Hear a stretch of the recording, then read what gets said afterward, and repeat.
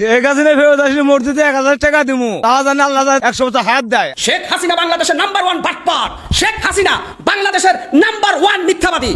শেখ হাসিনা যেদিন ফিরে আসবেন, তিনি যখন আদালত অভিমুখে যাবেন বা তাকে যদি বিমানবন্দর থেকেই গ্রেফতার করা হয়, তাকে নিয়ে যখন কারাগারের দিকে যেতে হবে বা আদালতের দিকে যেতে হবে, তখন এই হাজার হাজার লাখ লাখ মানুষ যাদেরকে আসসালামু আলাইকুম, আপনাকে স্বাগতম আজকের আরও একটি নতুন ভিডিওতে। ডিসেম্বরে শেখ হাসিনা দেশে ফিরে নিয়ে বেরিয়ে এলো কিছু চাঞ্চল্যকর তথ্য, যা জানলে আপনার চোখ কপালে উঠতে বাধ্য হবে। অন্যদিকে মুখ খুললেন মাননীয় প্রধানমন্ত্রী তারেক রহমান। আজকে আমি আপনাদের দুটি ভিডিও প্রমাণ সহ দেখাবো, তাই বলছি ভিডিওটি না টেনে সম্পূর্ণ দেখবেন। দর্শক, এই ভিডিওগুলো দেখানোর আগে আমি আপনাদের নবনীতার একটি বক্তব্য শোনাতে চাই। দর্শক, ভিডিওগুলো প্লে করার আগে আপনার কাছে ছোট্ট একটি রিকোয়েস্ট, এখনো যারা আমাদের চ্যানেলটি সাবস্ক্রাইব করেননি, নিত্য নতুন ভিডিওর আপডেটগুলো পেতে চ্যানেলটি সাবস্ক্রাইব করে আমাদের সঙ্গেই থাকুন। তো চন্দ্র সেনা প্রথমেই নবনীতার সেই বক্তব্যটি শেখ হাসিনা যেদিন ফিরে আসবেন, তিনি যখন আদালত অভিমুখে যাবেন বা তাকে যদি বিমানবন্দর থেকেই গ্রেফতার করা হয়, তাকে নিয়ে যখন কারাগারের দিকে যেতে হবে বা আদালতের দিকে যেতে হবে, তখন এই হাজার হাজার লাখ লাখ মানুষ যাদেরকে গত 2 বছরে ফ্যাসিস্টের দোষর চিহ্নিত করে তাদের ব্যবসা প্রতিষ্ঠান ভাঙা হয়েছে, কারখানা ভাঙা হয়েছে, চাকুরিচ্যুত করা হয়েছে, তাদের বাড়িঘর ভাঙা হয়েছে, তাদের আত্মীয় স্বজন বাবা মা এদের ওপর শারীরিক অত্যাচার চালানো হয়েছে, তাদের স্বজনেরা পরিবার তারা কোথায় যাবেন? তারা তো নিশ্চিতভাবে শেখ হাসিনার সঙ্গে তখন যুক্ত হবেন শেখ হাসিনার সেই বিরাট কাফেলায়। 2024-এর 5ই আগস্ট শেখ হাসিনা সরকারের পতনের পর থেকেই যে কয়েকটা কথা নানাভাবে বলতে বলতে প্রতিষ্ঠা করার চেষ্টা করা হয়েছে, তার মধ্যে একটা হচ্ছে শেখ হাসিনা হেলিকপ্টারে চেপে গণ অভ্যুত্থানের মুখে পালিয়ে গেছেন, আর আরেকটা কথা হচ্ছে যে শেখ হাসিনার নেতা কর্মী মন্ত্রী এমপিরা সবই বিভিন্ন দেশে পালিয়ে গেছেন। এখন শেখ হাসিনা যেমন একেবারে সামরিক বিমানে করে রাষ্ট্রের অনুরোধে আরেক রাষ্ট্রের আকাশ সীমা খুলে দেওয়ার পর রীতিমতো জেনারেলদের প্রহরায় আরেক দেশে গিয়ে উপস্থিত হয়েছেন, শেখ হাসিনার মন্ত্রী এমপিদের একটা বিরাট অংশ, শীর্ষস্থানীয় মন্ত্রী এমপিরা কারাগারে আটক আছেন 2 বছরের বেশি সময় ধরে বিনা জামিনে, অনেক ক্ষেত্রেই এমনকি বিনা অভিযোগে। অথচ এই যে একটা কথা ছড়িয়ে দেওয়া হয়, সেটা যে সত্য নয় সেটা যারা জানেন তারা জানেন। শেখ হাসিনা যখন বলেছেন যে তিনি দেশে ফিরছেন এবং তিনি তার নেতাকর্মীদের বলে রেখেছেন যে একটা দিন তোমরা সবাই আসো আদালতে, আমরা সবাই মিলে আত্মসমর্পণ করি, সেটা কত বড় একটা শোডাউনে পরিণত হতে পারে। আন্তর্জাতিক সংবাদ সংস্থা রয়টার্সকে শেখ হাসিনা সম্প্রতি যে সাক্ষাৎকারটা দিয়েছেন, যেখানে সাংবাদিক লিখেছেন যে বৃহস্পতিবার রাতে তাদের মধ্যে কথা শুরু হয় টেলিফোনে, এই প্রথম শেখ হাসিনার কোনো টেলিফোন ইন্টারভিউ পেলেন কোনো সাংবাদিক, এবং সেই কথোপকথনটা প্রায় 1 ঘন্টা ধরে চলে এবং শুক্রবার গিয়ে শেষ হয়। মানে যাতে বোঝা যায় যে মাঝরাতে এই কথোপকথনটা হয় শেখ হাসিনার সঙ্গে ওই সাংবাদিকের, এবং শুক্রবারেই রয়টার্সের ওই খবর প্রকাশিত হবার পর কিন্তু সারা পৃথিবীর সংবাদ মাধ্যম এটা পিক করেছে এবং এই খবর বারবার আলোচিত হচ্ছে, বারবার পুনঃপ্রকাশিত হচ্ছে।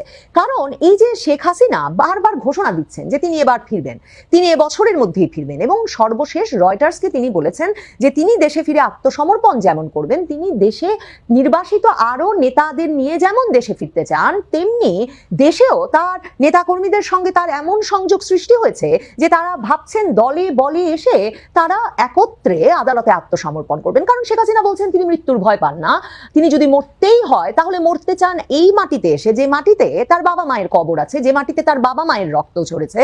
তিনি বলছেন তার আওয়ামী লীগের নেতা কর্মী সমর্থকদের বিরুদ্ধে মামলার তো কোনো শেষ নাই, ঢালাও মামলা দেওয়া হয়েছে সারা দেশ জুড়ে। কাজেই তিনি এখন তাদেরকে বলেছেন, তার নেতাকর্মীদের বলেছেন যে একদিন তোমরাও আসো, আমি ফিরছি, আমি আদালতে আত্মসমর্পণ করব, তোমরাও আসো এবং আমরা সকলে মিলে আত্মসমর্পণ করব। শেখ হাসিনার রাজনৈতিক কর্মসূচি পরিকল্পনা পরিষ্কার, এবং শেখ হাসিনা কাদের নিয়ে ফিরবেন আর ফিরলে কারা কারা এসে তার সঙ্গে আদালতেও জড়ো হবেন। যে নেত্রী যদি আদালতে আত্মসমর্পণ করেন, নেত্রীকে যদি কারাবন্দী করেন, তাহলে আমাদেরও কারাবন্দী করুন। বাংলাদেশের কারাগারে কত নেতাকর্মীর ঠাঁই হবে এ প্রশ্ন কিন্তু শেখ হাসিনা তুলছেন গত কয়েক মাস ধরে। তার নেতাকর্মীদের সঙ্গে টেলিগ্রাম আলোচনায় কিংবা সামাজিক যোগাযোগ মাধ্যমে বিভিন্ন সময় তিনি যে ফোরামগুলোতে আলোচনা করেন, সেসব অডিও বার্তায় বারবার বের হচ্ছে যে কত লোককে জেলে আটকে রাখবে সরকার আর কতদিন রাখবে, মানে জেলখানায় কত লোককে ধারণের ক্ষমতা আছে আওয়ামী লীগ, সেটাও পরীক্ষা করে দেখতে চায়। কাজেই সারা দেশে যখন হাজার হাজার মামলা হয়েছে লাখ লাখ নেতাকর্মী সমর্থকের বিরুদ্ধে, তখন নেত্রী যেদিন ফিরবেন সেদিন সত্যি যদি সারা দেশ থেকে সেই নেতাকর্মী সমর্থকেরা এসে আদালতে জড়ো হয়ে ঘোষণা দেন যে নেত্রীকে গ্রেফতার করছেন, আমাদের নামেও মামলা আছে, আমাদেরও গ্রেফতার করুন, তাহলে সত্যি সত্যি এই সক্ষমতা কি বাংলাদেশের জেলের আছে, কিংবা এমন একটা রাজনৈতিক শোডাউন, এমন একটা রাজনৈতিক চমক সামাল দেওয়ার ক্ষমতা কি রাজনৈতিকভাবে, প্রশাসনিকভাবে, আইনিভাবে আছে বাংলাদেশের বর্তমান সরকার বা কোনো সরকারের? শেখ হাসিনা আসলে সরাসরি এই চ্যালেঞ্জটাই জানিয়ে দিতে চাইছেন। নিয়মিত শেখ হাসিনার অডিও বার্তাগুলো বেরিয়ে আসে, তাতে একদিকে সরকারের হৃদকম্প যে হচ্ছে তার প্রমাণ সরকারের তরফ থেকে বারবার বলা হচ্ছে যে বিচারালয়ের নিষেধ আছে, উচ্চ আদালতের নিষেধ আছে, শেখ হাসিনার সংবাদ প্রকাশে, তার কথা, তার বার্তা প্রকাশে সেগুলো মেনে চলা উচিত সংবাদ মাধ্যমের। কিন্তু তিনি ইমেইলে সাক্ষাৎকার দেন, এ নিয়ে আবার একদল বিশ্লেষক বিশ্লেষণ করেন যে হয়তো শেখ হাসিনা কথা বলার অবস্থায় নেই, এগুলো নিশ্চয়ই শেখ হাসিনার করা ইমেল নয়, এগুলো অন্য কোনো ব্যক্তি উত্তর দিচ্ছেন। এখন রয়টার্সের সাংবাদিক বলছেন তার সঙ্গে 1 ঘন্টার বেশি এই সাক্ষাৎকারটা দিয়েছেন শেখ হাসিনা, যেখানে তিনি দেশে ফেরার পূর্ণাঙ্গ পরিকল্পনা প্রকাশ করেছেন। তিনি বলেছেন বারবার তো ভারত সরকারকে চিঠি লিখছে বাংলাদেশ সরকার, এত চিঠি লেখালেখির তো দরকার নাই, তিনি নিজেই এখন দেশে ফিরতে প্রস্তুত, ডিসেম্বরের মধ্যেই দেশে ফিরবেন। এবং শুধু তিনি একা নন, তিনি দেশে ফিরবেন আওয়ামী লীগের আরো শীর্ষস্থানীয় নির্বাসিত নেতাদেরকে নিয়ে, এবং দেশেও তার নেতাকর্মীরা আদালতে আত্মসমর্পণের জন্য প্রস্তুত হচ্ছে। তো এত বড় রাজনৈতিক শোডাউনের জন্য সরকার প্রস্তুত। তো রয়টার্স বলছে যে শেখ হাসিনার একার মাথায় কিন্তু মৃত্যুদণ্ড নাই। শেখ হাসিনার আমলের স্বরাষ্ট্রমন্ত্রী আসাদুজ্জামান খান আওয়ামী লীগের নেতা কর্মী সমর্থকদের সকলের বিরুদ্ধেই হয়েছে। এখন শেখ হাসিনার সাথে কি তারপরেও নেতারা ফিরবেন, এ প্রশ্ন তুলছেন আবার অনেক বিশ্লেষক, যে শেখ হাসিনা মরতে প্রস্তুত, একদিকে তিনিই ফিরবেন কিনা সন্দেহ, আর তার আহ্বানে কেনই বা আওয়ামী লীগের নেতা কর্মীরা এসে আদালতে আত্মসমর্পণ করবেন, আর তার আহ্বানে কেনই বা বিদেশে থাকা শেখ হাসিনার নেতারা তার সঙ্গে দেশে ফিরে এসে জেলে ঢোকবার একটা সম্ভাবনা তৈরি করবেন। শেখ হাসিনা কিন্তু একা আওয়ামী লীগ পরিচালনা করছেন না। 2024-এর 5ই আগস্টের পর থেকে একটা দিনও বা কোনো মুহূর্তে আওয়ামী লীগের বিরুদ্ধে এত মামলা হামলার পরেও আওয়ামী লীগ, ছাত্রলীগ, আওয়ামী লীগের কোনো অঙ্গ সংগঠনের রাজনৈতিক কর্মকাণ্ড স্থবির হয়ে পড়েছে সেটা বলার কোনো উপায় নাই। কারণ শেখ হাসিনা টেলিগ্রাম সহ বিভিন্ন মাধ্যমে নিয়মিতভাবে তার দলীয় নেতাকর্মীদের সঙ্গে একেবারে তৃণমূল পর্যায় পর্যন্ত তার সংগঠন পুনর্গঠনের কাজ, তার সংগঠনকে চাঙ্গা করার কাজ অব্যাহত রেখেছেন। তার সঙ্গে জাহাঙ্গীর কবির নানক কিংবা বাহাউদ্দিন নাসিমের মতো নেতারা, যারা সেই 11 সরকারের সময়টার কথা বলি কিংবা এরশাদ আমলের কথা বলি, মানে একটা চির বিশ্বস্ত সঙ্গী হয়ে শেখ হাসিনার সঙ্গে আছেন, এই নেতারা কিন্তু আছেন, এবং এই নেতারা সংবাদ মাধ্যমের সঙ্গে কথা বলছেন 2024-এর আগস্টের পর থেকেই, এবং নেত্রীর নির্দেশনাতেই যে তারা কথা বলছেন, এবং তারা যে দলে সংগঠনে সংগঠিত থাকছেন এবং সাংগঠনিক কার্যক্রম এত বাধার মধ্যেও পরিচালনা করতে সর্বত প্রচেষ্টা জারি রেখেছেন, সেসব বিষয়েও কোনো রাগঢাক ছাড়াই সংবাদ মাধ্যমে কথা বলছেন। তাহলে এই জাহাঙ্গীর কবির নানক কিংবা এই যে বাহাউদ্দিন নাসিমের মতো নেতারা, তারা যে কোনো পরিস্থিতিতে শেখ হাসিনার সঙ্গে দেশে ফিরতে প্রস্তুত বা শেখ হাসিনার যে কোনো নির্দেশনা মেনে সে অনুযায়ী কাজ করতে প্রস্তুত, সেটা যেমন নিশ্চিতভাবেই ধারণা করা যায়। এই বাহাউদ্দিন নাসিম, এই জাহাঙ্গীর কবির নানকেরা তো দায়িত্ব নিয়েছেন যে শেখ হাসিনা যখন ঘোষণা দিয়েছেন তার দলীয় ফোরামে মে মাসে যে তিনি দেশে ফিরতে চান, দল যাতে সর্বত প্রস্তুত হয়, এবং দায়িত্ব দিয়েছেন এই শীর্ষস্থানীয় নেতাদের, এই শীর্ষস্থানীয় নেতারা সে দায়িত্ব নিয়েছেন এবং তারা এই দলের সঙ্গে বিভিন্ন পর্যায়ে যোগাযোগ অব্যাহত রাখছেন।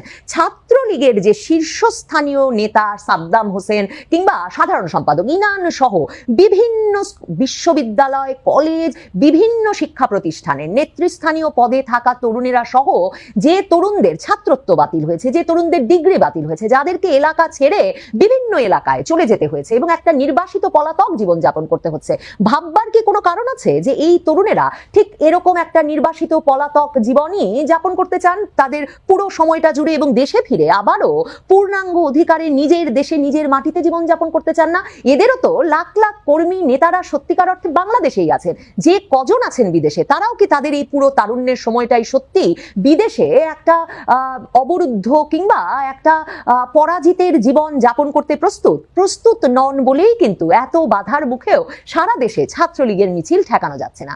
এই যে মহিবুল হাসান চৌধুরী নফেলের মতো নেতারা, যাদের পিতা মানে মহিবুল হাসান চৌধুরীর নফেলের পিতা, তাকে চট্টগ্রামবাসী এমন এক বীর হিসেবে চেনেন, যুদ্ধের প্রত্যাশায় ভারতে গিয়ে তারা কিন্তু সংগঠিত হওয়ার চেষ্টা করেছিলেন, এবং যখন দেশে ফিরেছেন তখনও আওয়ামী লীগ সংগঠিত করতে, শেখ হাসিনাকে দেশে ফেরাতে, শেখ হাসিনার পাশে থাকতে সর্বোচ্চ ভূমিকা পালন করেছেন। এই নেতারা এদের রক্তে মুহূর্তে যখন আওয়ামী লীগ এমন নেতারা যখন শেখ হাসিনার পাশে আছেন এবং আওয়ামী লীগ এমন একটা দল যে দলের কোটি কোটি সমর্থকেরা প্রজন্মান্তরে আওয়ামী লীগ করেছে, আওয়ামী লীগের রাজনীতিতে বিশ্বাস করেছে, একটা মুক্তিযুদ্ধের পক্ষে, ধর্মনিরপেক্ষ প্রগতিশীল বাংলাদেশের পক্ষে কাজ করাকে তাদের জীবনের ব্রত হিসেবে নিয়েছেন, তারা তো হঠাৎ করে জামায়াতে ইসলামী হয়ে যাবেন না, বা তারা হঠাৎ করে তারেক রহমানের ঝান্ডা উঁচিয়ে তো বিএনপির রাজনীতি করবেন না, বিএনপিকেও ভোট দেবেন না। তাহলে যে বাংলাদেশে এদেরকে দমন করে রাখা হচ্ছে, এদের রাজনৈতিক অধিকার প্রকাশের কোনো সুযোগ নাই এবং এদের রাজনৈতিক অধিকার রক্ষার কোনো প্রচেষ্টা নাই, এদের নাকি বিচার হতে হবে, সকলের বিচার হতে হবে, এমনকি ছাত্রলীগ কর্মীর বোন স্কুলে যেতে পারবে না। এসে আমার অনেক সহকর্মীকে পাইনি। আমি জুলাই আন্দোলনের আগেও আমার বহু সহকর্মীকে দেখেছিলাম, ছাত্রদল সহ আমার বিএনপি সহ আমার দলের বহু নেতাকর্মী বহু সহকর্মীকে দেখেছিলাম, যাদেরকে 5ই আগস্টের পরে আমি আর পাইনি, কারণ তারা পৃথিবীতে নেই, তারা পৃথিবী চলে চলে গিয়েছেন। আমি 17 বছর আগে যখন এই দেশ ছেড়ে চলে গিয়েছিলাম বাধ্য হয়ে, তখন আমার বহু সহকর্মীকে দেখে গিয়েছিলাম সুস্থ সবল এক তরুণ যুবক। 17 বছর পরে যখন ফিরে এসেছি, তাকে আমি দেখেছি তার কোনো অঙ্গহানি হয়েছে। দর্শক, আশা করি সম্পূর্ণ ভিডিওটি দেখেছেন। দর্শক, এই ভিডিও সম্বন্ধে যদি আপনার কোনো মতামত থাকে তাহলে অবশ্যই কমেন্ট করে জানাবেন। ভিডিওটি ভালো লাগলে একটি লাইক করবেন। দেখা হচ্ছে পরবর্তী কোনো ভিডিওতে, সেই পর্যন্ত সবাই